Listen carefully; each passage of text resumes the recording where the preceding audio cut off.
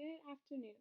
My name is Taylor Budgell. I am a master's student at Brock University working under Dr. Phil Sullivan, and this is my presentation titled Mental Health and University Student Athletes, Differences Between Genders and Years of Study. This presentation is about my thesis proposal, so I will go through the research that has been done in the past that I have come across, and then I will go through what is missing or needed in that research and how my study aims to bridge those gaps. So my agenda today is to go through some current and past research relating to the mental health of general university students, then student athletes, and then gender differences in those groups. I will then give a brief introduction to my own research project and then give you an idea of my proposed methodology. I want to introduce this presentation by just going over the mental health of the general student population because there is extensive research highlighting these findings. First of all, students that are enrolled in post-secondary institutions may be particularly at risk for developing and triggering new or existing mental health conditions because most lifetime mental disorders first onset during or shortly before the typical college age. This statement is understood by many researchers, but in particular a study from Eisenberg et al. In 2007. It is often reported that undergraduate students will have increased levels of stress, anxiety, and depression, and unfortunately many students will meet the criteria for at least one mental health disorder during this time. University can be a challenging time, and some students may find it challenging to adapt to university life because, in a way, they are also transitioning into a phase of adulthood at the same time. In fact, the process of transitioning alone has been associated with depression among students according to Biter et al. In 2016. Although the staggering reports of mental health struggles in students, very little of them will seek help. Eisenberg et al. In 2017 showed in their study that of the students who reported serious negative mental health experiences, only 30% of them expressed that they would actually seek help.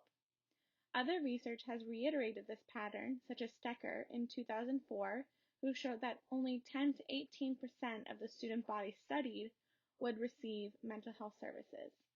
It is very clear that students will often struggle with their mental health, but will unlikely get help. To go further in this investigation, student athletes are a particular population of students because not only do they have the potential to face transitioning and academic pressures the same as non-athletes, but they also have expectations and responsibilities to their athletics. Undergraduate students have high reports of mental health concerns. However, student athletes may be more likely to experience mental health symptoms like stress, anxiety, and depression more than non-athletes. According to Watson in 2005, an estimated 10 to 15% of college student athletes will suffer from clinical psychological distress. These heightened mental health experiences are plausible since the peak age for a likely onset of mental disorders in student athletes overlaps with their peak years of competitive sport as described by Gulliver, Griffiths, and Christensen in 2012. Many sport-specific stressors have the potential to develop new mental health disorders as well as enhance psychological distress that an athlete may have already been experiencing. In fact, many student athletes often indicate that the stress they experience is directly associated with sport participation and that it does directly affect their mental health. Although there are a variety of reasons and explanations, many students report that there is simply enough time to combine academics and athletics and do their absolute best in both those areas. Furthermore, only 8 to 9% of student athletes will seek help from mental health professionals despite them being more at risk for developing mental health disorders. The third aspect to take into consideration is gender differences in mental health experiences and help-seeking behaviors. In 2011, the American College Health Association showed that 33% of women enrolled in college compared to 26.9% of male students reported feeling depressed to the point of difficult daily function. Furthermore, female student athletes will report higher scores of depression than male student athletes, but also more than both male and female non-athletes. Gulliver et al. In 2014 demonstrated in their study that 38.7% of males and 53% of female student athletes report symptoms such as generalized anxiety, social anxiety, panic disorders, and eating disorders. However, male student athletes will have a harder time adjusting academically and are much less likely to seek help. Female student athletes will generally have a positive attitude towards seeking help. Male student athletes have a lower tolerance for social stigma associated with seeking professional help, according to Steinfeld in 2009. Stigma is particularly harmful towards male student athletes. Therefore, there is a perceived stress in the context that stigma is linked with lower disclosure. Clearly, there is evidence that students can struggle with mental health concerns, but is there evidence that suggests a specific time period in which symptoms or experiences are at their highest or more likely to onset? Unfortunately, there is no direct implication of a specific year or time. However, there is a variety of evidence that show increases or prevalence and reasoning in each year, which varies by different research. This is a quick summary of those findings. A study by Eagan et al. In 2017 showed that students in their first year reported the lowest emotional well-being compared to other students in various years. Misra and McKean in 2000 showed in their study that it was second-year students who reported high amounts of stress, while Liu et al. In 2019 showed high distress scores in second-year students as well.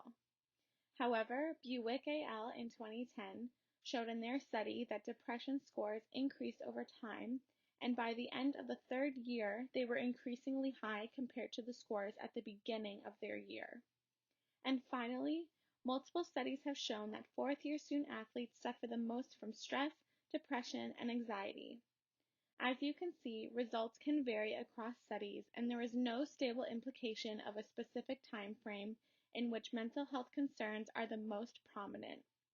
Although there is plenty of research available to examine these differences, there comes a question if these patterns are similar to student athletes during their 4 years of study.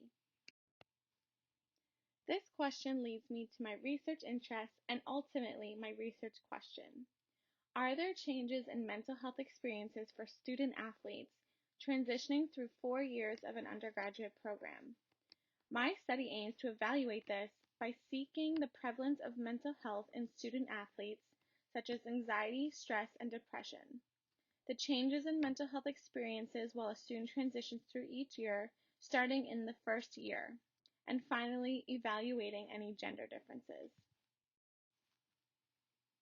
My study will take on a qualitative approach by looking through a narrative lens to understand the participants' personal experience and perceptions. I will conduct a series of interviews asking general demographic questions like their program, what sport they participate in, etc. I will then ask questions like, what does positive or negative mental health mean to you? And how has sports contributed to your mental health? Finally, my third section will be an open discussion going into detail about their experiences in each year, starting from their first year all the way to their current situation in fourth year. So that concludes my presentation. Thank you so much for listening, and if you have any questions about my presentation or my study proposal, please feel free to email me or let me know in the comments below. Thank you again and have a great day.